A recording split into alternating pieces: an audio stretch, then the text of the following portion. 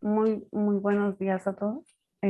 Agradezco la invitación y sí, hablaré como un poquito más a detalle de lo que es la psicología humanista. Yo me formé en la facultad, así como usted, en la FESI, y desde que ingresé a ser estudiante, por fortuna tuve profesores que me empezaron a hablar del humanismo y digo por fortuna en el sentido de que yo miraba muchos aspectos del lado pista muy favorables y del lado psicoanalista también, pero algo a mí me hace como de, me siento extraña en cualquiera de las dos tradiciones y cómo sé cuál elegir, ¿no? Sin embargo, cuando alguno de mis profesores me hablaba de esta visión humanista, me hacía mirar que yo como persona me miraba desde esa tradición, aunque no entendía ni alcanzaba a ver todo el enfoque, ¿no? Porque eran como las primeras palabras y demás. Hacia el final de la carrera, en eh, séptimo y octavo, de manera más profunda, me toca trabajar con grupos de PDP, o así se llamaban en ese momento, donde puedo reconocer un poco más específicamente el enfoque centrado en la persona y la mirada de Juan Lafarga sobre ello.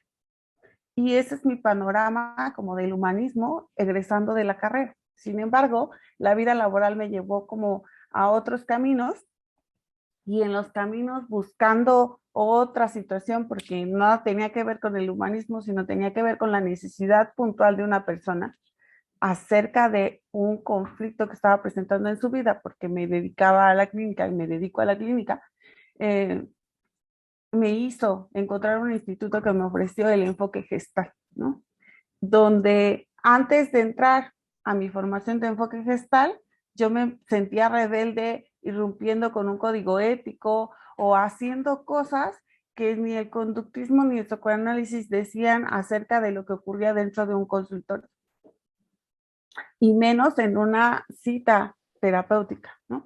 Y entonces, pues, me formo en este diplomado y ubico que lo que yo vengo haciendo, sintiéndome rebelde, tiene nombre, tiene apellido y tiene una razón de ser. Y entonces me da otro panorama. También he de decir que antes de justo el diplomado y después la maestría y el doctorado, yo podría decir que lo hacía un tanto, digámoslo, en bruto, en el sentido de que era espontáneo, era muy innato respecto a lo que se iba construyendo en una sesión en relación a mi paciente y yo como terapeuta o como ustedes ya escucharon como facilitadora. Regreso a Iztacala a ser docente o a comenzar a convertirme en una docente de Iztacala y viene la necesidad de estudiar la maestría y entonces elijo una maestría en enfoque gestal.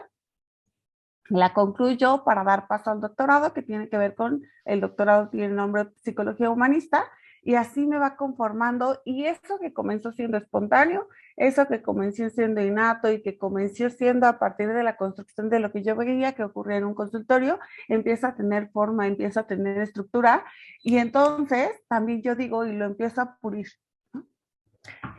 Sus profes me decían al inicio estos comentarios de pasillo, ¿no? Que es el enfoque humanista, es el lugar de los ositos cariñositos, es el lugar de los abrazos, es el lugar de los Kleenex, o es el lugar de los cojines, es el lugar donde se patea, ¿no? O donde todos ostentamos de ser muy amorosos. Y he de decirles que justo esa parte, desde que yo me estaba formando como estudiante de la licenciatura, decía, no me veo porque no soy ni tan amorosa, ni tan expresiva, ni tan efusiva. Entonces, pues parece ser que ahí tampoco voy a tener cabida. Hasta que conocí a una docente que pues tenía más la imagen de una mujer severa, dura, imponente, ¿no? Y un hombre que era quien me lo había presentado, que era muy pulcro, que era muy puntual y que tampoco checaba mucho con estos comentarios de pasillo, comentarios que seguramente ustedes han escuchado. Bueno, hasta el momento podría decirles que a nivel formativo esa soy yo. Ahora a mí de inicio me gustaría que ustedes tuvieran unos minutitos para responder en este momento quiénes son cada uno de ustedes, quién soy yo. ¿qué es lo que responderían? Voy a guardar silencio para que ustedes se respondan y vamos a tomarnos para eso 5 minutitos.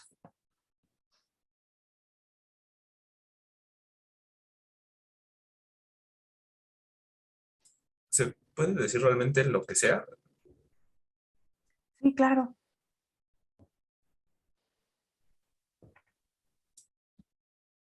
porque fíjate que con lo que dices, aunque quiero guardar silencio, tiene que ver con qué es lo que yo digo de mí. Voy a de verdad guardar silencio y ahorita retomo la palabra.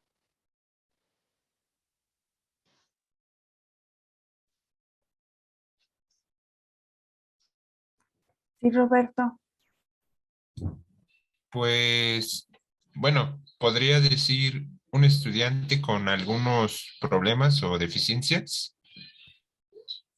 me lo preguntas o me lo afirmas. No, no, bueno, es que yo lo digo porque si es bueno, si es así como una descripción, a detalle o algo así como que algo como que muy general. ¿Qué podrías decir tú en este momento de quién eres tú? Si me preguntas a mí, yo te diría, entre más detallado pueda ser, mejor. Pero, ¿qué es lo que dices tú en este momento de ti? Y también, ¿qué de eso quieres compartir? Pues, bueno, no tengo problema en compartir, sino que, pues, a veces es un poquito complicado, este, pues, decir algo acerca de mí, que soy un estudiante que también trabaja, cuando hay trabajo, claro. Un estudiante que a veces tiene problemas para concentrarse, para aprender, un estudiante que trabaja en organizarse, un hermano mayor, un hijo, este, soy, soy un empleado, em, pues sí, pues algo así es lo que podría decir de mí ahorita. Muchas gracias, Roberto. Vamos a ver si alguien más se anima a querernos compartir qué es lo que dice de sí mismo. Sí, mm, Flores Anaya, es que no puedo ver tu nombre, preferiría ver tu nombre, pero no lo alcanzo a ver. Ah, no se Ah, mira, preocupe, te es que llamas no soy como mi yo. nombre. Ese no es tu nombre. No, sí es mi nombre, pero no soy mi nombre. Ah, ok. ¿Quién eres tú? Am, Soy un carácter fuerte, soy conciencia y a la vez inconsciencia. Mm, Soy una voz ronca y probablemente una mujer muy dura. Eso soy. Muchas gracias, Maribel, encerrada en todo lo que nos dijiste, o mejor dicho, que contempla todo lo que dijiste y que contiene. Eh, Emilio, Eh, este, yo diría que soy eh, alguien con mucha energía, soy alguien algo torpe, soy alguien, eh, quiero creer que amigable, eh, soy alguien muy sensible eh, y diría que soy alguien eh, que sabe, ay, no sé, iba a decir alguien que suele saber cómo expresarse, pero ahorita estoy como que mostrando que tal vez no del todo, porque creo que cuesta trabajo describir quién soy, ¿no? Pero creo que con esas palabras podría decir un poco. muchas gracias, Emilio. Fíjate que a mí me llama la atención justo tu sonrisa, el tono de tu voz, el cómo se corta en esto que tú relatas de lo que eres, ¿no? El impacto que tiene verbalizar y además tener una serie de testigos que van escuchando ese quién soy. ¿Alguien más que nos quiera compartir quién es en este momento?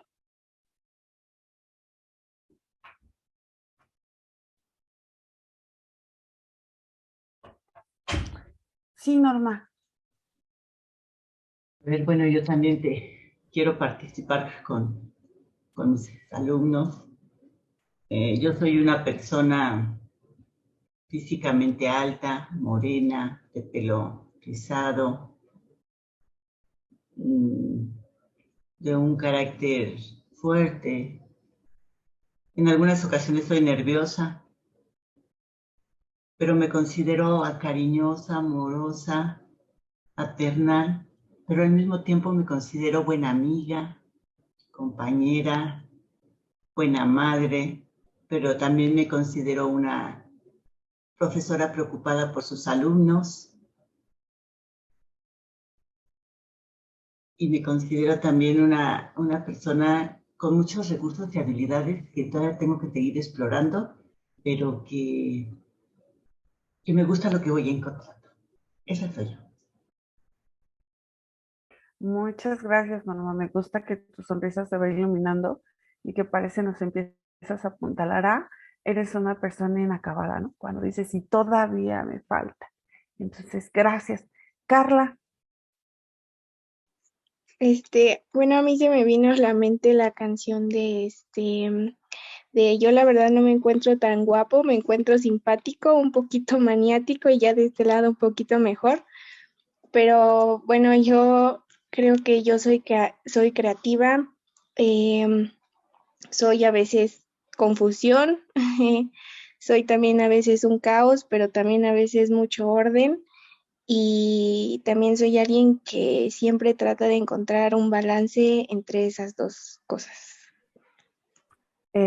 muchas gracias, Carla. Encanta que en el contexto encuentras una canción que te puede reflejar o te puede identificar un poco de ti y cómo vas pasando de algo que en psicología y muy específicamente desde el enfoque gestal, aunque no del único, hablamos de estas polaridades, ¿no?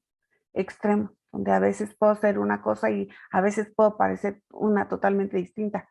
¿Alguien más que quiera participar?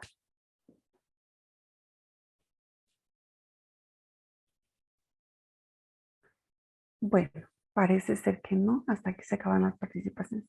Si alguien se dio el chance de escribir eso que fue mencionando, ah, la pregunta es cuánta diferencia hay entre lo que escribo y el momento en el que lo digo. Y quizás nos ocurra como Emilio, ¿no? Que de pronto me siento muy seguro y mientras empiezo a verbalizar, empiezo a hacer algo que nosotros llamamos conciencia, darme cuenta de, y me faltó decir esto, o y también me percato que ahorita no estoy siendo eso que estoy diciendo que soy, y que de pronto se acerca a algo que pudiésemos llamar, entre comillas, incongruencia, o no, sino que a veces miramos parte de nosotros de manera muy fragmentada y no verbalizamos el todo que somos. Maribel me ponía el ejemplo, ¿no? Me llamo Maribel, pero no soy Maribel, soy más que eso. Eh, Eso por un lado, ¿no? Por otro lado, estas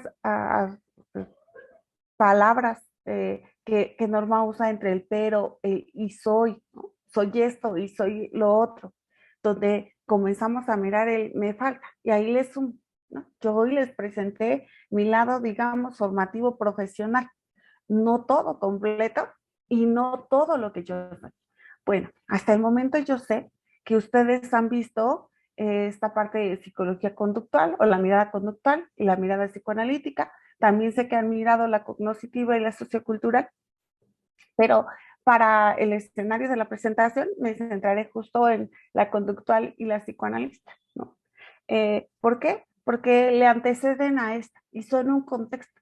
Y uno diría, hay que hacerlas a un lado, o un poco lo que a veces nos ocurre, no sé si llamarle por ego, o por grado de importancia, o por querer ser el más, ¿no? En este nivel competitivo del mundo en el que nos vivimos. Pero para nosotros la psicología humanista, pues hagan de cuenta que es como nuestro fondo, nuestras camitas a donde nos invitan a partir. Yo les pregunté quién soy y tal vez les decía, lo escribieron y tal vez cuando lo verbalizaron fue distinto o viceversa. Si comenzaron verbalizándolo, porque quien comenzó primero, que hace un ratito tenía muy presente su nombre, no me acuerdo si era Roberto, yo decía, vamos a tomarnos 5 minutos para pensar. Y hay quien Lo tiene tan claro que no necesitan los minutos para pensar. Pero si eso que tengo tan claro me doy chance de pensarlo, sea porque lo dije verbalmente y después lo escribo, o viceversa, lo escribo y después lo verbalizo, seguramente va a irse ampliando la respuesta. Y cuando se va ampliando la respuesta, hablaríamos de cambiar también la pregunta. Y si en vez de preguntarme quién soy, me empiezo a preguntar quién estoy siendo, hablamos un poco de evolución. Y quizás ahorita tómense unos pequeños segundos para voltear a mirar su respuesta o voltear a pensarla, y si cambiaría un poco en eso, ¿quién estoy siendo? Dentro de nuestro escenario, pues también hablamos de evolución. Yo les decía, en contexto tenemos la psicología conductual y tenemos el enfoque psicoanalítico.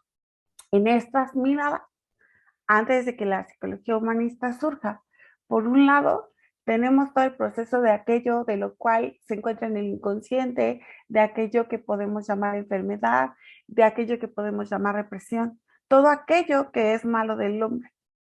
Y el conductismo mira esas conductas que se le pueden mostrar al otro para que las aprenda, para que las incorpore, ¿no? Y poder quitar conductas que no son beneficiosas. Por un lado, estamos hablando de una psique o de algo que está en el inconsciente que no tenemos alcance, y por otro lado, estamos hablando de conductas que son observables, que son medibles, que son cambiables o transformables. Pero tiene que ver con esta fragmentación, con este mirar al hombre desde un lado particular. Si regreso a la definición que hacía yo de mí misma, solo estaba mirando un algo de lo que es Maribel, no el todo de lo que es Maribel. Y seguramente si intentara decir el todo de lo que es Maribel, tendría que también de alguna manera fragmentar de acuerdo a la época en la que estoy, ¿no? Porque tendría que hacer el recuento de mi nacimiento hasta ahora, y ahí partiría de este quién soy y de quién estoy siendo, porque es parte de lo que me ha formado y lo que contengo, pero no es el todo, porque todavía mi vida no acaba y hablamos de un proceso. Bueno, en esta antesala quiero hablar de la psicología humanista contemplando eso, que tiene mirada desde una filosofía humanista y tiene mirada desde una filosofía existencial. Y dentro de esas dos miradas hay varias filiales que van a tender hacia un lado o hacia el otro, ¿no? Y desde el lado del humanismo vamos a mirar a este hombre que es el todo, que buscamos aquello en lo que potencialmente puede tener un crecimiento, donde puede haber un proceso, donde buscamos su esencia. Y nos quitamos este lado de si es bueno, si es malo, si está enfermo, si está sano, sino que de lo que está haciendo le está ayudando a hacerle frente a su vida. Y desde el lado existencialista, hablamos un poco desde una mirada que pudiese ser un poco dura, condenatoria, a qué está sentenciado a hacer desde que es arrojado al mundo, como nos dice Sartre en algún momento, ¿no? O sea, ¿qué se le manda al mundo? Porque pues la filosofía existencial nos regala que somos seres libres, pero somos seres que elegimos, somos seres responsables y somos seres que estamos condenados a la finitud. Y que tenemos ese panorama para justo ir viviendo un proceso de vida. Y entonces desde estas filosofías es como la mirada a la base de la psicología humanista. Esta psicología humanista tiene un contexto y nace en un periodo de mucho caos para la humanidad, como es el proceso de una guerra. Y entonces desde el proceso de una guerra, a nivel de necesidad, había que contemplar al hombre no solamente como ese ser maligno o ese ser que busca el mal, sino también un ser que busca el bien, y que en condiciones poco favorables podíamos tener una construcción de hombre muy distinta, por lo cual la psicología humanista va a poner mucha mirada en quién es el humano como ser, ¿no? Como persona. Nos lo va a remitir Carl Rogers diciéndonos, pues los seres humanos somos eso, pero nos vamos convirtiendo en persona a lo largo de los procesos que vivimos en la vida. Si la definición que ustedes metieron de quién soy, aquellos que participaron y aquellos que no participaron, pero lo pensaron, la remitimos a cuando tenían 17 años, por ejemplo, ¿qué hubiesen dicho de ustedes? Seguramente entre esta definición de 17 años a la que tienen el día de hoy, va a tener una diferencia. Pero lo mismo, si yo acudiese a pensar en ustedes como un pequeño de 5 o 6 años y les preguntara, ¿quién eres? Porque quizás a lo mejor hasta, ¿por qué me pregunta eso? Pero dentro de las herramientas que tiene, va a ser, me va a otorgar una respuesta. Pues soy un niño, pues soy una niña, que parte de la simpleza a justo llegar a una evolución como la que hoy me respondería. Bueno, de ese proceso va a intentar contemplar la psicología humanista. Considerando esto, pues, a la psicología humanista en la representación, podemos señalar que contempla muchos elementos, ¿no?, que están reflejados como en esta imagen de qué es todo lo que intenta abarcar. Pero para poder abarcar esto, ¿no?, como el mirar al ser humano como un ser holístico, concebir el drama humano, pensarlo como un sentir, más bien pensar en el sufrimiento, considerar esto que ya les dije, de ser libre y responsable, de estar en el mundo, de tener una conciencia, de vivir en un aquí y una ahora, de tener un conocimiento personal, de tener una experiencia que yo no encerraría en emocional, pero la abarcaría porque anteriormente no se abarcaba, a pensar en los sentimientos, a tener una visión distinta del hombre de la que se tenía, a pensar en un cambio de revolución, porque algo a lo que se van a remitir diversos autores de la psicología humanista es que si el hombre se conoce a sí mismo, puede hacer una transformación, no a gran escala, pero sí con el mundo en el que se vive y puede mostrar un mundo diferente. Y entonces, pensar en todo esto o pensar en todos estos elementos que engloban esa mirada de psicología humanista era intentar buscar en otros saberes que hasta ese momento no se contemplaban, esta búsqueda de conocimiento acerca de ese ser humano que parecía extinguirse, ¿no?, en este contexto de guerra.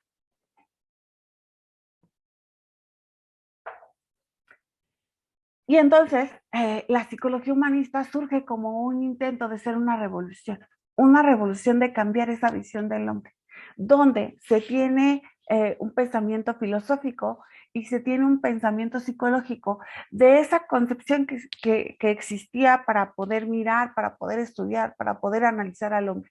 Pero también se contempla una nueva revolución, una revolución respecto a la mirada cultural, porque el hombre del que hablamos tiene un contexto, tiene un lugar, tiene una forma, y no se puede hablar de ese hombre sin todos esos elementos. Y entonces, desde esta revolución, pues la mirada humanista intenta comprender todos los fenómenos psicológicos y humanos conocidos y desconocidos por la época. Y yo atribuiría a no contemplados, porque teníamos dos miradas lo suficientemente fuertes que arropaban el cómo ver al ser humano y cómo a partir de eso intentar comprender, ¿no?, intentar comprender los procesos por los cuales estaba enfrentando y cuáles estaba justo atravesando. Desde esta mirada o hasta este momento se tenía una visión del hombre como un ser que tenía que conquistar la naturaleza y el universo a través de una civilización extremadamente desarrollada en lo científico. Pero, pues la mirada de la psicología humanista quería descubrir una nueva forma de concebir esos grandes problemas que el hombre tenía con el mismo hombre, no con todo el mundo que le rodeaba, sino con su propio proceso, porque insisto, estábamos en el proceso de una guerra donde el hombre estaba destruyendo al hombre y no se podía concebir solamente así. Y entonces, por lo tanto, la psicología humanista pretende contemplar a la persona como un objeto luminoso, no porque no tenga el lado oscuro, pero ya eso ya se resaltaba y no se estaba resaltando el lado luminoso. De estudio, investigando los fenómenos más positivos y sanos del ser humano, como el amor, la creatividad, la comunicación, la libertad, la capacidad de decidir, la autenticidad y el arte de ser uno mismo, porque de allí debía provenir el sentido de respeto y responsabilidad. Desde ese núcleo del ser puede surgir un camino del existir que sea sano o sabio, equilibrado y pleno. Aquí me gustaría hacer un paréntesis para hablar de algunos elementos. Cuando habla de la persona como lado luminoso y pensamos en esto que yo les decía desde la filosofía existencial, sí mira ese lado oscuro, pero ese lado oscuro también puede ser luminoso porque lleva al ser humano a una crisis, esa crisis lo va a llevar a un crecimiento y le va a llevar a ese descubrimiento de todo lo que puede ser. No miramos luminoso como esta parte tan positivista de todo lo puede, sino dentro del caos, ¿qué es lo que puede lograr con los pocos o muchos recursos que tiene, con el caos que tiene? Y entre este paréntesis también quiero hablar justo de la percepción de la salud, donde no habla de una ausencia de enfermedad o de una ausencia de mal, sino de la búsqueda de un bienestar constante. Y para que haya ese bienestar, pues tienen que existir esos dos polos, el lado crítico, caótico que tiene el ser humano, pero también el otro lado que es creativo, que es de libertad, que habla de una capacidad constante de crecimiento y de lo que más nos va a aterrizar como autorrealización. Y entonces desde esta mirada había que contemplar o se buscaba contemplar al ser humano como un ser complejo, total, ¿no? Integrado, teniendo en cuenta que tiene una mente, pero que tiene un cuerpo, pero que tiene emoción, pero que tiene conductas, pero que es un ser social, pero que tiene un lado o una esencia espiritual y que hasta el momento no se abarcaba en esa magnitud ni en esa totalidad. Contemplando esto, pues el humanismo tiene este contexto de Hiroshima, de la guerra, como les decía, y su surgimiento incurre en dos lugares. Por un lado Estados Unidos y por otro lado Europa. Y en ambos lugares se va desarrollando de manera distinta. Y ahí empieza un poco la diversidad desde nuestra propia mirada, porque se constituye de forma con caminos distintos, aunque la meta es la misma, ¿no? En Estados Unidos, en 1962, ya se tiene una mirada de subjetividad, de experiencia interna, donde no es que no interese la objetividad, pero se pondera por un momento la subjetividad porque era algo que no estaba siendo visto. Y además, el relato de lo que el ser humano podía decir de sí mismo. Mientras que en Europa había un crecimiento de un humanismo, o de una mirada humanista, desde un lado muy filosófico, muy teológico, y donde se aborda esto, que es la fenomenología existencial. Ese voltear a ver al hombre sin un prejuicio, desde una descripción, desde una percepción del fenómeno en sí, sin intentar etiquetar en bueno o malo, o generar una fragmentación y un estigma acerca de eso que estaba intentando abordar. Para poderlo lograr, pues la mirada humanista o desde esta psicología, como les dije, busca otras formas, porque las conocidas no eran suficientes para esta intención de mirar así al hombre. Y dentro de estas búsquedas, pues encontramos que la psicología humanista tiene un acercamiento a la filosofía, un acercamiento a la mirada religiosa, al arte, a la magia y a aquellas prácticas milenarias de curación física y mental. De tal manera que vamos a hablar hasta de las filosofías orientales, ¿no? Y cuáles son esos atributos o herramientas que tiene el hombre para buscar y contemplar a ese ser que es, ¿no? Y estar construyendo esa pregunta que yo les hice en un inicio, porque también para el contexto era algo que importaba mucho voltear a preguntarle al hombre cómo se estaba mirando, quién estaba haciendo. Y habrá quien actualmente hoy nos contempla con otras preguntas, ¿no? Como de quién soy, a dónde voy y con quién voy, porque son elementos que importan y que integran la vida del ser humano.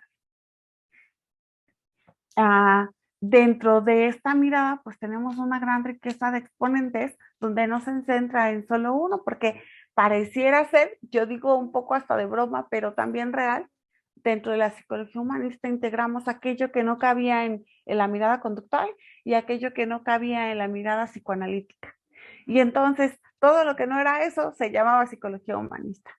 Pero dentro de quienes sí están en la psicología humanista, porque les decía es un poco como irreal, pero también real, es que la psicología humanista no se podía pensar con un solo pensamiento, no se podía pensar con una sola mirada, sino más bien como las miradas y las percepciones de quienes intentaban conformar esta psicología le sumaban y le integraban más elementos a esa mirada o a ese intento nuevo de mirar al hombre de una forma más completa, más holística. Y entonces tenemos exponentes como Goldstein, como Fromm, como Carl Rogers, como Abraham Maslow, como Fritz Perls, como Rollo May, como Karen Horst, como Huxley, como Marcuse, como Yurak y como Gentry, donde hay quien cada uno de ellos nos va a regalar un panorama de una filial, o a veces así le llamamos, ¿no? Carl Rogers nos va a regalar el enfoque central en la persona, mientras Abraham Maslow nos va a regalar su teoría de autorrealización y de motivación. Gentry nos va a hablar de este elemento de la concentración a nivel de lo corporal, mientras Pilsper nos va a regalar una mirada de un enfoque gestal. Habrá quien dentro de estos autores pues tienen un ingreso y contemplan y forman esta mirada humanista, pero como nos ocurre y nos vamos convirtiendo los seres humanos, de inicio tenemos esta perspectiva y luego la transformamos. Yo les decía en mi presentación que en un primer momento, pues tenía la mirada conductual y tenía la mirada psicoanalítica. Y he conocido distintas personas que dicen, es que yo comencé siendo conductista y ahora me concibo más desde una tradición cognoscitiva. O comencé siendo, pensando desde lo cognitivo y ahora estoy en lo conductual. O empecé en lo conductual y ahora estoy en el humanismo. Pero también ocurre desde el humanismo. Comencé en el humanismo y ahora me estoy inclinando más a una mirada psicoanalítica, porque nuestro propio pensamiento va cambiando y entonces eso ocurrió con algunos de los exponentes que en este momento les presenté.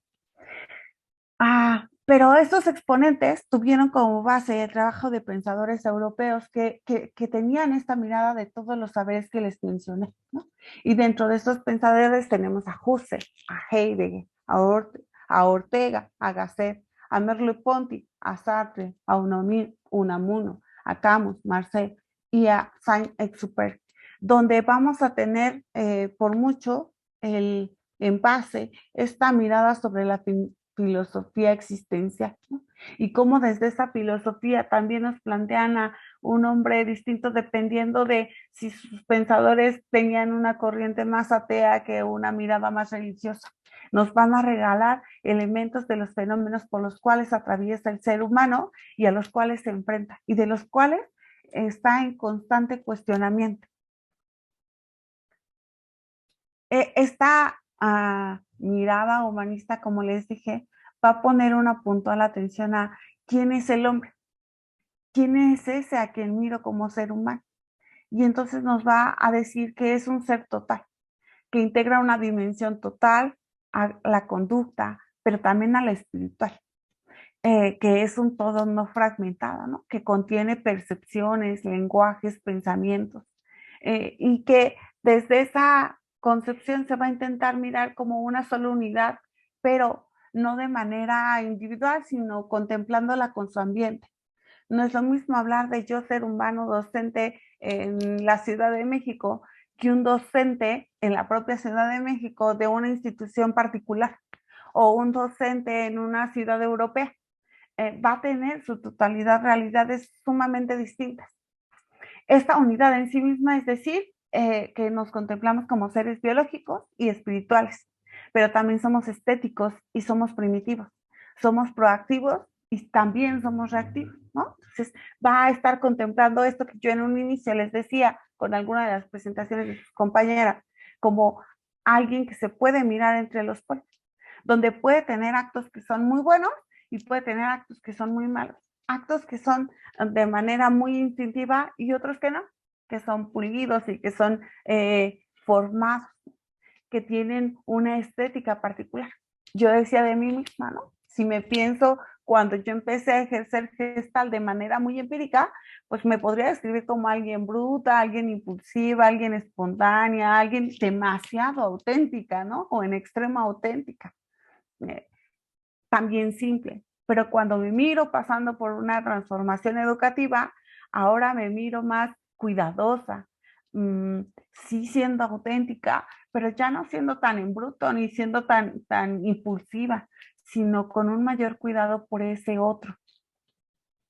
Y entonces hablamos de siempre va a haber una manifestación de estos extremos, pero esos extremos que se relatan a nivel de conducta no hablan de todo lo que es ese ser humano o todo lo que me comprende a mí misma. a esta mirada en particular, pues este desenfoque de la psicología humanista, donde va a tener todos estos panoramas, va a tener distintas filiales, como les decía. La que más ubicamos en Iztacala es el enfoque centrado en la persona, comandado por Carl Rogers, donde el principal atributo es que Rogers, dentro de su formación, que también lo inició como psicólogo humanista, se va a percatar y se va a dar cuenta que lo que él conoce hasta el momento de la psicología humanista lo decepciona, lo deja sin herramientas. Y se percata a través de un caso muy particular que para que la persona empiece a mostrar cambios, empiece a aceptar su realidad, él tiene que ser un poco más que solo estudiarla como un objeto de estudio a la cual hay que decirle qué es lo que tiene que modificar. Y entonces, dentro de su enfoque, nos regala las 3 actitudes básicas que probablemente ustedes han escuchado, ¿no? Que tiene que ver con la empatía, que tiene que ver con la congruencia y que tiene que ver con la aceptación incondicional. Dentro de estas 3 actitudes, son con las que queda, porque venían de trabajar con muchas actitudes, pero en estas comprende el resto de las que descarta, digámoslo así, donde por empatía busca la comprensión del otro desde su realidad, desde este contexto y desde este ambiente que, como les decía, va señalando o va atribuyendo a contemplar esa mirada del otro, ¿no? Pero desde la realidad del otro y no desde la realidad de quien está siendo él. Y entonces, para hablar de una actitud empática, va a desprenderlo en esta comprensión. Y la comprensión va a tener que ver con un escuchar al otro para poder entender cuál es su realidad. Y entonces tenemos esta frase muy conocida de tener esta comprensión o esta actitud empática, es ponerme en los zapatos del otro. Y habrá quien no la contemplará o no la asomará con, sí, ponerme en los zapatos del otro sin quitarme los míos propios, ¿no? Porque no me puedo sumar a la realidad del otro sin dejando de ser yo. Y entonces se empiezan a complementar con otras miradas donde yo le agregaría que a esta comprensión empática se le va a sumar dentro de la psicología humanista la simpatía y la compasión, ¿no? Que integran también esa empatía en una gama más amplia, pero que con Carl Rogers se queda en esta empatía, esta actitud empática que se desdobla hacia la comprensión empática. Después tenemos el elemento de la autenticidad o la congruencia. Regularmente se ubica como la congruencia, pero como sinónimo se utiliza esta autenticidad y que tiene que ver con no tengo que ser necesariamente un libro abierto e ir revelando todo lo que soy yo. Y había quien me preguntaba qué es todo lo que podía escribir acerca de su pregunta. Sino habla de esto que te muestro, que está en congruencia con lo que piensa, con lo que actúa y con lo que dice, ¿no? Y cómo desde esa congruencia podemos regalar un ser auténtico de lo que soy yo, donde se parece a eso que te quiero mostrar, a esa imagen que te regalo, pero también desde esa autenticidad hablamos de si le sumo la comprensión empática, ante este que me revelas que eres tú, yo voy a tener una reacción. ¿Y qué reacción tengo ante lo que me vas revelando? Y por último, esta aceptación positiva e incondicional, donde yo hace un ratito en lo que hablaba les separaba las conductas y les separaba los sentimientos, no porque no conformen a ese ser humano, pero si miro al ser humano como conducta, le estoy aniquilando, le estoy anulando otros elementos. Si lo miro como enfermedades, también le estoy eliminando otros elementos.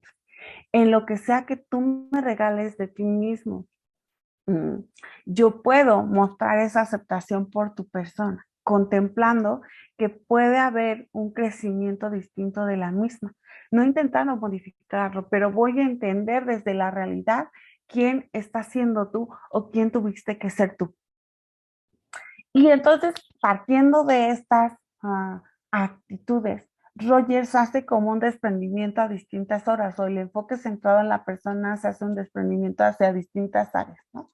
Una mirada de área clínica, donde el terapeuta, y en general, me parece que es un texto que ustedes abordaron, habla de bajarnos de esa figura de soy el que tiene el poder y soy el único que tiene el saber, por una figura más horizontal. Yo solo voy a facilitar una mirada de lo que tú no tienes, no para intentar cambiar la otra. En el caso muy específico de Rogers, te voy a facilitar estas actitudes para que tú tengas un ambiente adecuado y te permita ser quien eres tú y te permitas descubrirte. Eso es hacia una mirada clínica. Pero también desde esta mirada clínica parte en tener un desarrollo donde descubre que la mirada clínica tiene un proceso educativo y que el proceso educativo tiene un proceso terapéutico. Y entonces la mirada clínica le da un escenario para voltear a ver el ámbito educativo, donde en el ámbito educativo también vamos a tener el papel del facilitador y como mirada pedagógica vamos a tener estas actitudes, pero no solamente estas actitudes como base del trabajo, ¿no? Sino va a mirar a la persona como un estudiante que es capaz de elegir qué es lo que quiere aprender, qué es lo que quiere saber y qué es lo que quiere formar en él. Y entonces seguramente ustedes tienen como conocimiento la escuela Montessori, que es un acercamiento a esta mirada humanista. No es que se haya contemplado desde el enfoque central en la persona la creación de la escuela Montessori, pero en el escenario de una escuela Montessori le planteamos al niño una serie de procesos donde es el niño el que elige por qué quiere comenzar primero. Si pensamos en la elección de lo que ustedes tienen como sus trabajos o como entrega de reportes y su profesor les permite elegir, ¿por qué se inclinaría por un mapa mental que les queda muy padre por los dibujos, por un mapa conceptual porque les es muy fácil sintetizar, o por un resumen, o por un cuadro sinóptico? Esta elección que viene de ustedes, Carl Rogers dice, sí, claro, porque el ser humano que en este momento está jugando un rol de estudiante sabe qué necesita y qué requiere, ¿no? Y entonces tiene esta mirada a nivel de la educación. Luego tenemos el enfoque central en la persona contemplándolo en un área de desarrollo organizacional. Y en el desarrollo organizacional hay un área muy específica porque se desprenden varias cosas, ¿no? El ingreso de personal que tiene que ver con la selección, ¿no? Y para la selección hay una serie de pasos, pero también hay un análisis, también hay un área de comunicación en la cual se encarga el psicólogo organizacional y hay un área reciente porque se habló de que los empleados tuvieran un crecimiento profesional que se llama desarrollo humano dentro del área organizacional, donde vamos a tener la búsqueda de este crecimiento de la persona como trabajador dentro de su propia empresa, donde quizás, voy a poner un ejemplo muy burdo, comienza como un ayudante general y termina siendo un gerente, ¿no? Ese crecimiento y esa búsqueda de crecimiento es algo que tiene que patrocinar la empresa a través de esta área de desarrollo humano. Pero no solamente ese crecimiento personal. Hablamos de un ambiente laboral o un clima laboral que se busca que sea lo más favorable para el empleado. Y dentro de eso hoy día encontramos la norma 035 que habla de un bienestar en salud mental, ¿no? Cómo está su nivel de estrés, cómo está su nivel de ansiedad, qué procesos son los que está pasando y cómo la empresa favorece ese crecimiento. Si se fijan, ya hablamos de un abordamiento y un poco lo que nos interesa, ¿no? Cómo es que incurre a nivel de investigación. Pues en su momento Carl Rogers, y ahí sí, perdónenme, no tan reciente porque no conozco autores tan recientes, yo me inclino más hacia la mirada experta, de la cual en un momento les hablaré, nos hablan de la investigación acerca del fenómeno puede tener desde estos ámbitos y de estas áreas, ¿no? Que vamos a investigar, porque todo lo que nos interesa investigar tiene que ver con el ser humano, y el ser humano se encuentra en todas las áreas posibles donde lo pudiésemos encontrar. Después, esta mirada de enfoque centrado en la persona, pues se va a centrar de inicio en estas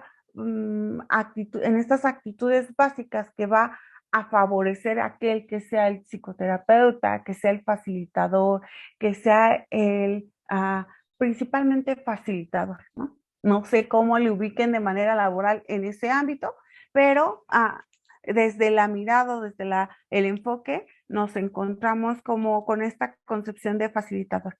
¿Y por qué es un facilitador? Porque es alguien que va a guiar, que va a facilitar y que va a promover. Y en facilitar hablamos desde recursos materiales hasta recursos emocionales, ¿no? O recursos sociales, aquello que va necesitando el otro. psicoanálisis. Después tenemos el enfoque gestal, que da comienzo con Fritz Perls. Y he de contarles que Fritz Perls es un psicoanalista de, como le llamamos, de hueso colorado, y así comienza su formación. En realidad él es médico, psiquiatra, y después en su propio camino se encuentra con el psicoanálisis e intenta ser el mejor psicoanalista. Y como buen alumno, aunque en realidad siempre había sido un alumno rebelde, busca a Freud para mostrarle su teoría acerca de la teoría que había generado Freud. Pero a Freud no le interesa, ¿no? Y entonces, pues no le presta mucha atención. Y el ser humano, que es Fritz Perls, que se enoja, se indigna, se muestra rebelde, vuelve a aparecer. Y entonces, pues ante la no atención de Freud, Fritz Perls comienza a formar lo que en un futuro se llama enfoque gestal, ¿no? Para esto congrega un grupo de 7 personas que le ayudan a conformar, teniendo como base un libro que se llama Yo, Hambre y Agresión, que va a ser la antesala de otro libro que se llama, perdónenme el nombre, pero lo conocemos como Biblia de la Gestal y se conoce como PHG el libro, en realidad en breve, ¿no? Que habla de la personalidad humana y es este inicio del enfoque gestal. En esta mirada vamos a hablar de una mirada intrapsíquica y una mirada de campo, donde el enfoque gestal empieza a contemplar una co-creación. ¿Qué es lo que podemos elaborar entre la persona y yo, ¿no? Como terapeuta, o entre el alumno y yo como docente, o entre el empleado y yo como su líder, donde va a hablar de una construcción que se va creando. Pero entre esta mirada médica, pero he de decirles que su formación personal tiene una mirada en el arte o tiene conocimientos en el arte, tiene estos conocimientos de psicoanálisis, va a intentar tener una mirada muy completa a la hora de hacer su abordaje. Y entonces en este enfoque le va a prestar atención a ese terapeuta que también se convierte en facilitador para otorgarle herramientas al otro de aquello que carece. Dentro de esta mirada, pues tenemos algo que se vuelve muy famoso, que es el ciclo de la experiencia y el ciclo de bloqueo, donde nos va relatando por fases cuáles son las etapas que atraviesa una persona para llegar a cumplir una satisfacción de necesidad o una gesta y formar una figura. Y esta figura tiene todo un fondo. Si volteamos a ver mi presentación, ¿qué les llama más la atención de la presentación? A eso a lo que ustedes en este momento le coloquen la mirada, esto seguramente va a resaltar la figura. O puede ser que no, que aun cuando intenten mirar mi presentación, en este momento quizás ya estén sintiendo hambre si es que no desayunaron antes de comenzar la clase, o se estén sintiendo cansados en la posición, o estén sintiendo la necesidad del baño. Esa necesidad que surge le vamos a llamar figura y que tiene un fondo. El fondo en este momento es su habitación donde se encuentran, la presentación de la sala, ¿no? ¿Qué va a buscar la gestal? Pues la satisfacción de esas necesidades que se conforman como figuras y que algunas son muy inmediatas, ¿no? Si tengo la necesidad del baño y esa necesidad ya es muy urgente, de verdad voy a tener que suspender esto porque no le voy a prestar atención y voy a tener que ir a satisfacer esa necesidad.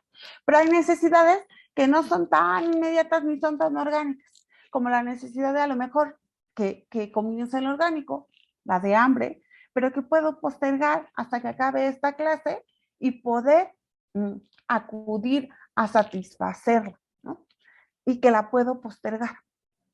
Bueno, cuando la necesidad se cumple, hablamos de un ciclo de experiencia cubierto y una gestal cerrada. Cuando no, hablamos de la presencia de bloqueos. Y cada etapa va a tener un bloqueo muy particular donde nos dice que la persona interrumpe su dirección de ciclo de experiencia, de cobertura de experiencia, porque tiene ahí una experiencia que quizás falta desarrollar. Y sobre esa mirada le va a prestar la atención el terapeuta, o le va a prestar la atención el educador, o le va a prestar la atención aquel a que llamamos facilitador. Desde la mirada intrapsíquica, tenemos este panorama de los comentarios de pasilla, ¿no? Ir a un enfoque gestal o a una terapia gestal es ir a golpear cojines, ir a hacer un trabajo de talleres, es ir a hacer catarsis, ir a llorar, y de ahí pues el que necesitamos el pañuelo de manera urgente, porque si no se llora no hay un trabajo, o si no se golpea cojines, no, o si no terminamos expresando como lo bueno que eres o lo positivo que eres, no hay un trabajo. A esto se le conoce gestal de circo, porque es algo que Fritz Perls hizo no desde esa mirada. Fritz Perls quería que se conociera el enfoque gestal porque dentro de sus diferencias con el psicoanálisis, cuando se separa el psicoanálisis es un proceso muy largo y la mirada humanista busca puntualizar, ¿no? En que no tiene que ser tan largo en el sentido de se puede atender y se puede trabajar de manera muy existencial y muy profunda cosas de forma pronta, de forma cercana. Por lo que acabo de decir, el enfoque centrado en la persona va a tener más esta mirada humanista, mientras el enfoque gestal va a tener una inclinación mucho más al existencialismo, a esta visión dura que puede tener, o más bien real, cruda, que puede tener del hombre. Y entonces en esta intervención, pues el facilitador gestal va a buscar otorgar herramientas para que el otro cumpla sus necesidades o cumpla estas figuras y lleve a cabo una gestal y no se convierta en una gestal inconclusa o cierres inconclusos como cotidianamente o comúnmente se le conoce. Pero tenemos otra mirada que es de campo y que tiene que ver con lo relacional, donde para que yo exista como terapeuta, el otro necesita existir como paciente. Para que yo exista como facilitador, necesito tener un facilitado en un ámbito educativo, en un ámbito laboral.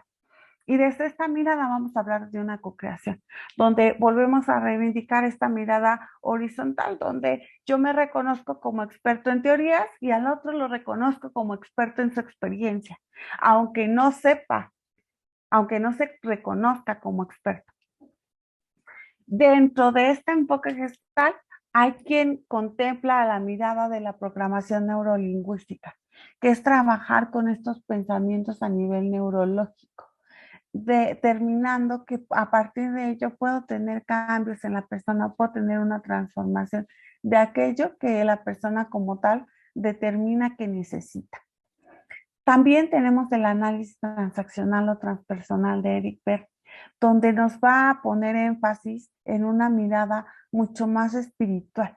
Esto que contempla al ser humano como un ser esencial, donde va a buscar su esencia, ¿no?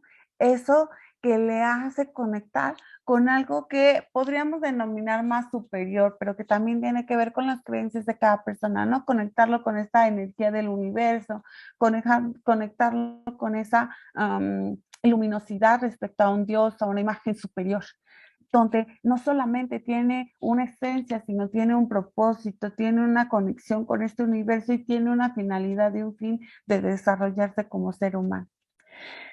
Dentro del enfoque central en la persona, después vamos a tener a Leslie Greenberg, quien nos va a desarrollar el enfoque experiencial de las emociones. ¿Y qué va a hacer? Va a centrarse en ello. Va a centrarse en cómo las emociones mueven al ser humano, cómo la vida del ser humano está impregnada en las emociones y estas emociones se dirigen. Y entonces va a voltear a buscar todo un desarrollo de teorías acerca de cómo las emociones pueden hacer crecer a ese ser humano. Después tenemos la psicoterapia experiencial y el focus, muy actualizado. Este tiene en antesala la psicología corporal con Wright, ¿no? Donde nos va a hablar de cómo el cuerpo va teniendo huellas de su historia, aun cuando la historia no la reconozcamos. Tenemos historia generacional de cómo mi cuerpo va guardando esas huellas. Y esas huellas se pueden convertir en corazas que me sirven para sobrevivir o enfrentar una realidad, pero que estas corazas también me van a permitir mostrarle al otro eso que soy yo. Y entonces psicología corporal lo que va a hacer es, todo lo voy a mirar y lo voy a trabajar a través de tu cuerpo. Cómo voy moldeando, por llamarle de alguna manera, o voy trabajando con estas corazas para que tú hagas una transformación de todo lo que es tu vida. Después les decía, pues lo bajamos al focus, donde nos acercamos a esta contemplación del cuerpo de qué es lo que va necesitando, qué es lo que va requiriendo, cómo mi cuerpo tiene ese conocimiento acerca de mí, pero también tiene las respuestas de lo que soy yo, para después poder emitir una serie de cambios a partir de ese cuerpo, cómo lo voy transformando, cómo mi cuerpo va hablando de esas huellas, si puede hablar de, hay un cuerpo que es de carácter esquizoide, mientras hay un cuerpo que es como seductor, ¿no? Y que ese cuerpo va hablando de cómo nos comportamos ante la vida, cómo nos presentamos ante la vida. Después tenemos a la psicoterapia sistémica. Y la psicoterapia sistémica nos regala que yo voy teniendo un lugar de acuerdo al contexto en el que me encuentro. Y de acuerdo a ese lugar voy teniendo comportamientos, voy teniendo lealtades, voy teniendo unas reglas, un rol a seguir, funciones específicas. Que cuando yo dejo de cumplir en ese sistema, no hay alguien que lo pueda sustituir. Habrá quien cubra los roles o las cosas que yo realizo, pero el lugar no es sustituido, siempre va a ser representado. Dentro de esta psicoterapia sistémica y parte de los otros elementos, hay quien nos agrega a este campo de las constelaciones familiares. No lo agregué porque desde la mirada humanista no se contempla como un enfoque, sino se contempla como una técnica. Esta técnica que le va a venir a permitir a ser humano que se está tratando de conocer, el tener una mirada que se podría encontrar en el psicodrama, por ejemplo, ¿no? Donde nos refleja, nos regala todo este enfoque sistémico en una representación y que me permite a mí tener desde la percepción una mirada acerca del otro. Y luego tenemos a la logoterapia, ¿no? Que desde este relato de Víctor Frank en los campos de concentración nos dice que si el hombre encuentra su sentido, va a encontrar los cómo ante esa realidad. Por último, la importancia o lo valioso que aporta Abraham Maslow, donde nos habla de una pirámide de necesidades, ¿no? Que van desde las más básicas hasta la autorrealización y que a partir de ahí se desprende o también nos trabaja teorías de motivación. En estas teorías de motivación nos va a inclinar y nos va a mostrar cómo el ser humano puede inclinarse a lograr ese escenario de autorrealización y no contemplando autorrealización como éxito, sino como ese lugar a donde quiere llegar el ser humano. Donde si pensamos en este ejemplo de lo que les decía de un pequeño de 5 años que a lo mejor le acaba de llegar una bicicleta, quizás su momento de autorrealización sea cuando logre tener media hora arriba de la bicicleta, él logrando usar, ¿no? Y ese podría ser un momento de autorrealización, no contemplado como algo general para todos, sino como algo muy particular. Y entonces dentro de estas teorías de motivación, Abraham Maslow nos va a hablar de la persona común y la persona de. En la persona común son estas características que podemos encontrar en todas las personas que no nos hacen elevarnos a esta búsqueda de realización. Y la persona de es aquella que va mostrando esos pequeños actos creativos, actos que dan el plus a la persona común que regularmente presenta una persona que se siente autorrealizada y que va a permear todos los enfoques anteriores que les mencionaba, porque tienen una búsqueda de que ese ser humano vaya creciendo y vaya teniendo un proceso. Ahora me gustaría saber si hasta este momento hay preguntas, hay comentarios, hay algo que ustedes quieran saber de manera general de la psicología humanista.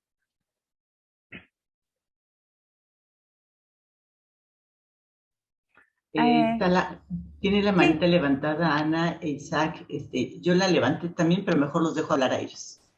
Ok, Ana. Bueno, yo tengo una duda si la Gestalt va relacionada o va de la mano junto con el humanismo o es algo aparte. Se contempla dentro de la tercera fuerza, pero dentro de esta tercera fuerza, Carl Rogers y Fritz Perls van creando sus miradas o sus enfoques de manera como muy en conjunto, pareciera que unidos, aunque en realidad no. Cada uno va en su proceso y yo les decía que como base tenemos a la filosofía humanista y a la filosofía existencial. En la creación de los enfoques, la Gestalt tiene esta mirada humanista, pero tiene un mayor porcentaje, por ponerlo de alguna manera o poderlo ejemplificar de alguna manera, desde la mirada existencial.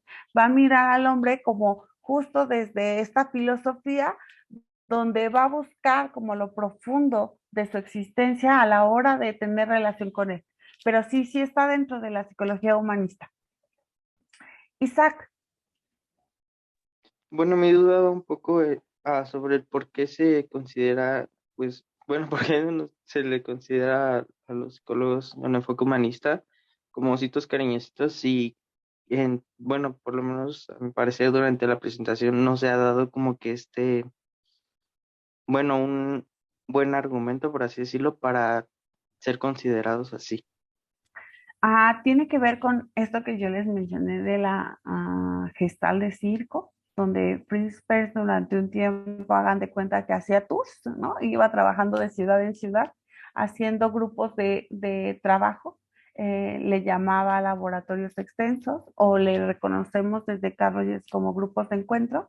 De pronto hasta se le llama comunas desde Fritz Perls, donde se conglomeraba una serie de personas y hacían trabajos y dentro de sus técnicas habían estas técnicas que invitaban a la expresión.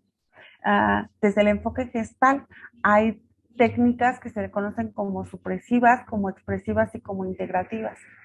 Y dentro del contexto de la creación de la gestal había un contexto de represión donde la persona tenía que ser, debía ser, ¿no? Y entonces, a partir de ese deber ser, se anulaba lo que quería. Y entonces vienen esta serie de técnicas que son expresivas, donde se le invita al otro que haga eso que necesita. Y entonces empieza como esta necesidad, sí, a lo mejor de yo tengo una necesidad de abrazar en este momento, y pensemos como en lo que ustedes conocen, en role-playing. Se hacían técnicas que tenían que ver con role-playing, donde lo que se busca desde el enfoque gestal es que la persona se dé cuenta de su necesidad a la hora de experimentar. Hagan de cuenta como pequeñas escuelas donde ponemos trabajo o ponemos estas técnicas a prueba para ver si de verdad es lo que yo necesito.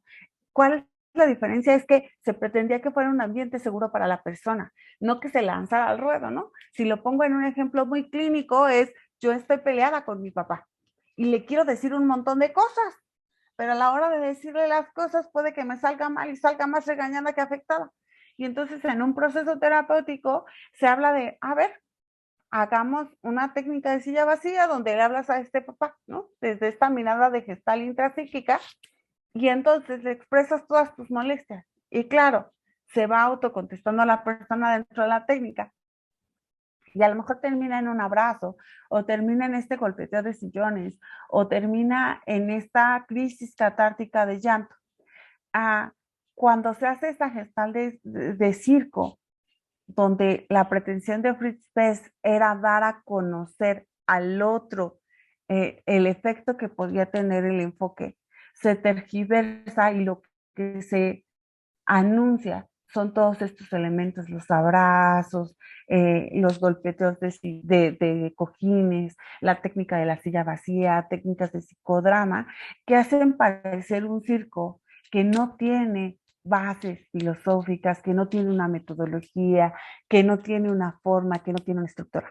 Eso desde el lado de la gesta. Desde el lado del enfoque central de la persona, como les dije, Carl Rogers tiene un bonito libro que se llama Grupos de Encuentro, donde nos habla de todo el trabajo que se puede hacer en grupos. Y desde ese grupos de encuentro, donde da una relación no directiva, permite que el grupo tome un poder dentro de lo que quiere desarrollar en su trabajo. Y entonces ahí también había la presencia de este abrazo como resultado de todo un trabajo anterior, donde va invitando a que el ser humano cuestione o se mire en su situación con estas actitudes básicas o con todo un trasfondo, ¿no? Toda una elaboración, donde el facilitador está guiando el proceso, pero el grupo es quien tiene el fuerte. Y vuelvo a lo mismo, lo que se anuncia son estos abrazos o este llanto o esta luminosidad a la cual termina, porque algo que no se menciona en estos comentarios de pasillo es el recurso favorable de un grupo. Y entonces yo como facilitador le doy un lugar importante al grupo y el grupo empieza a desarrollar, y ustedes lo pueden contemplar, por ejemplo, en un grupo de alcohólicos anónimos, o en un grupo de mujeres sobrevivientes de violencia, o en un grupo de mujeres que están presentando cáncer, donde entonces yo empiezo a relatar mi experiencia y hay alguien más que me escucha y me dice, yo me siento como tú, pero a mí me pasa esto. O hay otro que dice, yo te recomiendo esto. O hay alguien más que dice, para nada, yo no me encuentro en esa situación y entonces me invitan a hacerme sentir de tal o cual manera. Y entonces el grupo va aportando una regulación a todos los integrantes, pero reitero, lo que se anunciaba o lo que se publicitaba, por ponerlo en una palabra coloquial, era esta serie de técnicas que no tienen necesariamente que ver con la base porque el facilitador se va al fondo, ¿no? No guía ni pone en secuencia las teorías. En mi formación no me acuerdo si de diplomado o de maestría, mi facilitador o mi docente decía, el paciente, el alumno, no viene a aprender las teorías de nuestro enfoque, viene a aprender de sí mismo, de eso que le ocurre y que le acontece, de eso que necesita habilitar para tener un mayor aprendizaje, no de estos conceptos teóricos. Entonces, pues lo que se llevaba la gente tenía que ver con estas técnicas o tiene que ver con estas técnicas y eso es lo que se anunciaba. De tal manera que, pues, ante el anuncio y ante la presencia de las otras dos fuerzas, venía como ese contraste que podía ser favorecedor en el sentido de aquí hay esto, que no hay en esto y que no hay en esto otro, pero se utiliza de una manera errónea porque el de boca en boca yo digo que es muy favorable porque permite que nos conozcan, pero también, ¿no? En el de boca en boca se le van agregando elementos que no necesariamente conforman el enfoque. Espero haber respondido. Norma, ¿tú querías comentar algo? Sí, Maribel, te escuchaba y me reconozco en esta formación que he tenido muy breve de humanismo y para nada es lo que se dice en pasillos, ¿no? Esta abrazo, ¿no? Abrazoterapia, papachoterapia, no sé cómo llamarlo, ¿no? Porque el encuentro con uno mismo es muy fuerte. Y mirarte desde tu propia posición no es nada fácil. A mí me venía a la mente una frase que decía Rogers, ¿no? Que el humanismo no es para los cobardes, el humanismo es para los valientes, porque no es fácil mirarse y descubrirse y ver quién eres, ¿no? Y en tu presentación me daba cuenta del núcleo esencial, ¿no? Del ser humano, en donde la responsabilidad y el respeto eran fundamentales para poder llegar al núcleo del ser mismo, que era algo que es algo que todavía me sigo preguntando, ¿no? Yo decía, ¿quién soy? ¿Cuál es mi esencia? ¿Hasta dónde está mi responsabilidad y mi libertad, ¿no? Y te escuchaba y yo decía, sí, sí, definitivamente.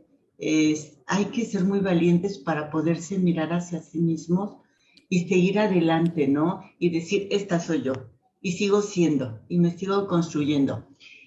Eso por un lado. Y por otro lado, yo te escuchaba en cuanto a los enfoques y a mí me pasó, yo no sé si a todos les pase, pero yo confundía, todos los enfoques yo los confundía y yo decía, bueno, ¿cuándo es gestal? ¿Cuándo es experiencial? ¿Cuándo era enfoque centrado en la persona? Y ahorita en el momento en que tú me haces todo este desglose, digo, ya entendí. O sea, sí, todos están con el lado humanista y del lado filosófico existencial, pero cada uno de ellos tiene un punto o va hacia a algo en particular, pero todos son ver esta parte luminosa de la que tú hablas, ¿no? Del ser humano, en donde sí hay partes oscuras que poseemos, pero también tenemos partes luminosas que hay que desarrollar y potenciar. Muchas Gracias. gracias, Norma. Fíjate que es real, ahora en las nuevas prácticas sí tenemos esta risoterapia, abrazoterapia, danzaterapia y se le agregan dentro de la psicología humanista, pero hay quien lo puede agregar como enfoque y hay quien lo puede agregar como técnica, ¿no? Porque pensando muy específico en la gestal después se promueve como un modelo integrativo. ¿Por qué lo pone como integrativo, no? Que tendría que ver con esto de si soy ecléctico o no. Porque dice, el ser humano es tan completo que hay recursos técnicos desde otras miradas que los voy a integrar en ese ser humano. ¿Por qué? Porque busco eso, que el ser humano encuentre su unidad. También siendo honesta, pues como pudieron darse cuenta, reconozco mucho más elementos del enfoque central en la persona, de la gestal, que de algunas otras, porque es eso, se van puntualizando en cosas muy específicas y cada una tiene su presencia. Cuando hablamos de lado luminoso y contemplamos la creación de cada una, pues tenemos el ejemplo de Víctor Frank, donde surge su teoría en un caos a nivel de persona, porque está teniendo un grado de sufrimiento importante, severo, está transformando toda su vida a partir de algo externo y que dentro de ese caos él encuentra algo que denomina sentido de vida que le permite encontrar los cómodos para seguir existiendo. Entonces, desde ahí podemos mirar que esta construcción es desde un lado duro, pero que busca el lado positivo. Este lado logoterapéutico nos conlleva también a un acercamiento hacia la resiliencia, ¿no? Cómo el ser humano se encuentra resiliente ante zonas como, o situaciones muy caóticas que le permiten tener un crecimiento. Profe Alberto. Sí, muchas gracias, Maribel. Me gustaría que nos comentaras cómo un humanista defiende la crítica que algunas tradiciones hacen, entre ellas específicamente el conductismo, cuando dice que los principios, los conceptos y las nociones derivadas del humanismo no tienen un sustento científico, que no fueron derivadas de una investigación que utiliza un método, el famoso método científico. Justo creo que voy a contestar a título muy personal y de manera, a mí algo que me gusta del enfoque gestal es la respuesta simple. Y ante esta pregunta, yo de pronto digo, creo que hay humanistas que no buscan defender. Esta es la mirada que te ofrezco acerca de cómo puedo acercar al hombre. No es porque no sea defendible, solo es una percepción que le suma a la tuya. Hay un lado científico y hay un lado no científico o subjetivo del ser humano, ¿no? Está el lado objetivo y está el lado subjetivo. El lado subjetivo puede ser tan estricto como el lado objetivo a la hora de hacer un análisis del ser humano. Te decía, me voy a ir a la respuesta simple, porque, y de verdad, es a lo mejor hasta demasiado, no solamente simple, simplona.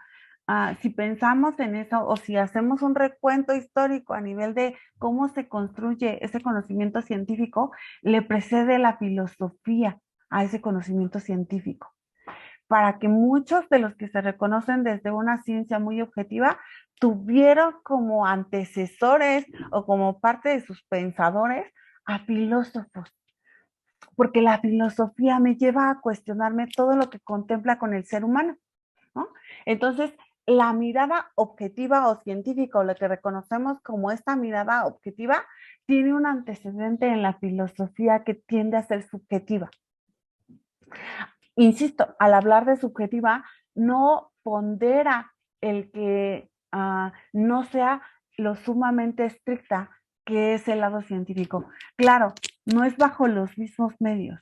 Y creo que cuando alguien de un enfoque conductual me dice, es que no es científica, pretende que yo me sume a los mismos métodos que él utiliza para generar su investigación. Cuando en la creación de la psicología humanista se habla de el momento en el que se construye esta mirada, las miradas que le antecedían no nos regalaban un panorama total, hubo que buscar otras fuentes de saber, como las curaciones milenarias, la filosofía, el arte, que no tienen un punto de inicio científico objetivo como se ponderaba el lado conductual. Creo que esa es la respuesta que te podría dar. Y decía muy a título personal, porque no sé si es lo que contemplen todos los psicólogos humanistas, teniendo en cuenta que partimos de la percepción. Y la percepción que yo tengo sí tiene un lado objetivo, pero también tiene un lado subjetivo de acuerdo a justo cómo ha sido mi historicidad, mi proceso como persona, y que tiene una mirada particular, ¿no? Me pienso yo ahorita de manera muy sencilla de cuántos de aquí tenemos lentes. Y esos lentes tienen una graduación muy particular para las necesidades de cada uno, ¿no? la graduación, si yo me pongo los lentes de cualquier otra persona de aquí, puede ser que me ayuden, me acerquen a la realidad, pero me hagan ver medio borroso, me mareen, me den dolor de cabeza. Bueno, a eso hace referencia esta mirada subjetiva y esta mirada objetiva. Gracias, Maribel. ¿Hay algún comentario más? Bueno, parece que no. Me gustaría que en un momento ahorita los profes me ayudaran a hacer trabajo de parejas a nivel de subgrupos, pero antes de eso, les quiero pedir a cada uno de ustedes que piensen en una persona con la cual ahorita van a compartir y que realicen 5 preguntas que comiencen con ¿por qué? Para eso vamos a tomarnos 3 minutitos. O, ya sé, mejor cambiemos la dinámica. Váyanme poniendo una palomita verde de cuando ya tengan sus 5 preguntas.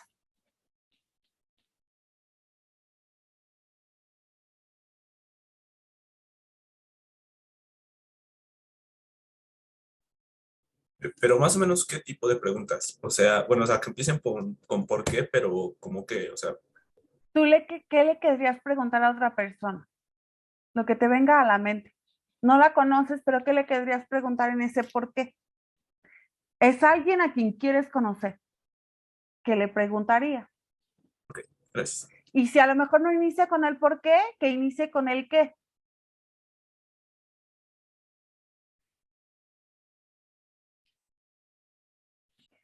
Gracias por los que ya pusieron sus palomitas. Vamos a esperar a que el resto de sus compañeros terminen y nos pongan también su palomita verde. Bueno, en antesala me gustaría decir que justo hacia donde miramos o queremos mirar o queremos ir particularizando mi exposición es cuál es el terreno de investigación. Si lo pongo desde la mirada humanista es a nosotros nos interesa descubrir quién es ese otro al que llamamos ser humano. Y desde ahí necesitamos elementos que seguramente ustedes ya han escuchado como esta curiosidad y esta búsqueda por intentar encontrar esas respuestas ante mi curiosidad o ante lo que es el otro, ¿no? Hay una curiosidad que ya tiene una antesala donde yo puedo tener preguntas establecidas de lo que quiero conocer del mundo. Y hay un escenario donde probablemente solo hay una observación ante que ese es ante lo que es otro que no soy yo y me permito ser curiosa y no querer tener respuestas ya resueltas. En ese no tener respuestas, pues voy a intentar preguntarle al otro, observar lo otro, porque a veces tiene que ver con situaciones para ver qué es lo que ocurre y poder describir eso que ocurre. Ustedes en este momento hicieron preguntas. Les vamos a dar 10 minutitos por situación de tiempo dentro de la sala. Elijan quién es A y quién es B. A va a comenzar con el porqué de sus preguntas de lo que quiere saber, ¿no? Y entonces, conforme el otro le vaya respondiendo, vaya intentando transformar su pregunta de por qué o de qué inicial con un para qué o con un cómo. ¿Por qué? Tal vez la pregunta es, ¿qué color es tu favorito? ¿Por qué ese color es tu favorito? ¿Para qué ese color es tu favorito? ¿Cómo es que ese color es tu favorito? Y vayan observando las respuestas. ¿Qué ocurre? En 10 minutos regresamos para ver qué fue lo que pasó. Si en ese tiempo eligen 2 o 3 preguntas y alcanza que B pueda también preguntar, pues sería muy beneficioso. Si no, nos quedamos con A y después el lunes vemos cómo es que transformamos esa actividad, ¿sale? Entonces, si me ayudan haciendo las salas de parejas, por favor. Inicio. Ya están formadas y ya pueden ingresar. En 10 minutos nos vemos. Para quienes estamos aquí, les agradezco a quienes tienen encendida su cámara. Es padre hablar, ¿no? Con imágenes, no solamente con nombres, porque no sé si a ustedes les ha ocurrido que les haya tocado exponer y de pronto exponen ante puros recuadritos de nombres y uno se pregunta, ¿de verdad le estoy hablando a alguien? ¿De verdad hay alguien que me esté escuchando? Y si llega esa sensación de locura. Y luego menciono justo para la antesala de lo que quiero dejar que sea nuestra clase del lunes. Yo les decía que la psicología humanista tiene dos bases, la filosofía humanista y la filosofía existencial. Dentro de la filosofía existencial, pues vienen toda esta serie de cuestionamientos, ¿no? ¿Quién soy, para quién soy, cómo soy y demás? Entonces, cuando yo me relato en mi papel de docente que le está hablando a alguien ante esta nueva realidad y resulta ser que le habla puros nombres, sí puedo tener ese escenario de locura, de verdad sí estoy aquí en mi casa, de verdad sí le estoy hablando a una sala, de verdad sí hay alguien que me escucha, ¿sirve esto que estoy haciendo y para qué sirve? Bueno, a ese análisis rudo empieza la filosofía existencial. Se me pasó decirles que dentro de los enfoques también tenemos a la terapia existencial o el enfoque existencial, nada más que ellos sí de pronto dicen, no, nosotros no pertenecemos a esta tercera fuerza y por eso luego no se les incluye, que es esta mirada. Dentro de la filosofía existencial tenemos algo que se le llama fenomenología y que es ver el fenómeno como eso, como un fenómeno. Y pensemos ahorita que todo lo que ustedes preguntaron a un otro, el otro es ese fenómeno que quiero descubrir. Pero les decía, es la antesala de lo que veremos el lunes. Por ahora me gustaría cerrar con 2 o 3 participaciones de justo cómo se sintieron, qué fue lo que observaron a la hora en la que le preguntaron al otro, ¿a quién era P? ¿Alguien quiere participar? ¿Descubrió algo? ¿No descubrió nada? Vania, por favor. Bueno, yo creo que es muy curioso cómo descubrimos muchas similitudes en el pensamiento. Eso se me hace como que muy curioso y también a la vez muy padre. Por lo mismo de que a veces no tenemos como que demasiada interacción entre nosotros. Como al tratar de conocer a la otra persona, así es como, mira, ¿qué crees que también? O, esta como compatibilidad que a veces uno piensa que uno tiene o nos vemos como que muy ajenos a las demás personas, cuando en realidad pues no es como tan así. Muchas gracias, Vania. Mónica. Pues creo que yo encontré cosas muy, más que preguntas como, podría decirse comunes, yo siento que fue como más como entrar, como preguntas como, no sé cómo decirlas, no íntimas, pero sí un poco más complicadas para pensarlo. Y entonces cuando ya cambiábamos la pregunta a, o sea, de por qué y qué a para qué, se hacía más, amplia toda la respuesta y me gustó mucho. Muchas gracias, Mónica. Emilio. A mí lo que particularmente me llamó más la atención fue que, siento que a pesar de que era, digamos, como el objetivo, a cierto punto, conocer a la otra persona, siento que en el proceso también como que, suena raro, o sea, como que el proceso también sirve para conocerte a ti mismo de cierta forma. No solo estás como explorando a los demás, porque a mí me pasaba que, bueno, me tocó con Axel y él me preguntaba cosas y yo veía como él, tenía mucha facilidad para sacar otras cosas, y por ejemplo, luego cuando yo le preguntaba a él, a mí me costaba mucho trabajo, ¿no? Y como tener pero también era curioso que tener esta interacción como que te servía también para aprender del otro, ¿no? De cómo se desenvuelve o de qué cosas busca. eh, y pues también, digo, también es agradable, ¿no? O sea, poder tener este, que se sienta no como una entrevista, sino como una plática. Muchas gracias. Fíjense, en las 3 participaciones nos regalan mucho. Primero nos dice, hay cosas en común, ¿no? Y ahí yo regresaría a esto que les decía de la empatía. Mirando la fenomenología, sin adelantar mucho, tengo que tener cuidado cuando soy simpático con el otro, porque en esa cosa que yo encuentro en común con el otro, puedo tener esta similitud y tener esta simpatía. Luego lo siguiente, cuando nos contestan, ¿cómo fue la transformación del por qué al para qué? Y dicen, la respuesta es más amplia. De manera sencilla hablaría el por qué me da la razón, ¿no? Justo porque es así, me da la información. El para qué me da un fin, me conlleva hacia dónde quiere ir el otro, cuáles son sus ganancias, qué le permite ser. Y le tendríamos que agregar el cómo. Y a esto último que dice Emilio, que es un poco de las premisas de la mirada humanista. Conociendo al otro, sí conozco al otro y me conozco a mí. Conociendo al otro, conozco el mundo. No todo el mundo que rodea al otro. Y entonces, a partir de eso, ¿cómo voy descubriendo y cómo le permito al otro conocerse? De tal manera que Carl Rogers decía que justo yo puedo cambiar cuando me acepto tal cual soy. Y para eso primero necesito reconocerlo.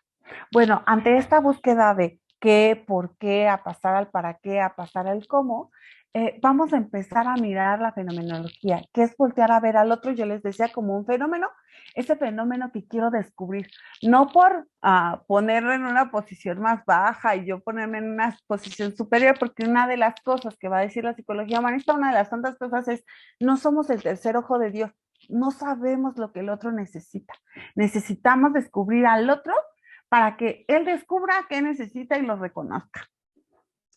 Sí, puntualizándolo muy en una mirada clínica, aunque no solo clínica, ¿no? Porque si lo pensamos en un ambiente laboral, también son quienes integran, quienes nos van a decir qué necesitan para mejorar, si lo pensamos igual en una condición de alumnos.